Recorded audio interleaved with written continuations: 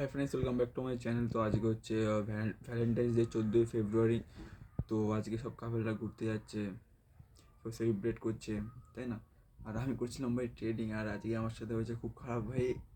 ট্রেডিংয়ে loss হয়ে গেছে ভাই 700 টাকা, অ্যাপ্রক্স 700 টাকা আমার কাছে অনেক, ঠিক আছে ভাই। আমি জাস্ট এখানে সেল করেছিলাম, আর তারপরে মার্কেট আচানক মানে হঠাৎ করে মার্কেট একদম আপ মুভ দিয়েছে, আমি বুঝতে পারিনি এটা, ঠিক আছে। তো অ্যাপ্রক্স লস দেখো ভাই, এখানে 733 টাকা অ্যাপ্রক্স লস হয়ে গেছে আজকে। এই লসটা ইন্টারডেতে হয়েছে ভাই, ইন্টারডেতে একটা স্টক, ঠিক আছে ভাই। বেকার ভাই, কী করে বুঝতে পারছি না ভাই, কন্টিনিউ লস হয়ে যাচ্ছে, ঠিক আছে।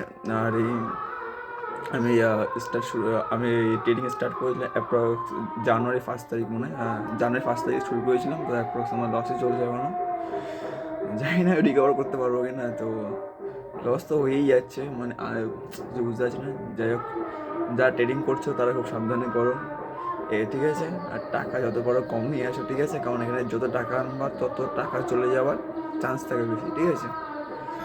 তো এটাই, আমি এবার থেকে মানে খুব করতে হবে নিজেকে, অনেক রেসপন্সিবিলিটি হতে হবে নিজেকে অনেক, ঠিক আছে। কারণ এরকম স্টপ লস ছাড়া ট্রেড দিলে এরকম লস এরকম হতেই থাকবে আজীবন।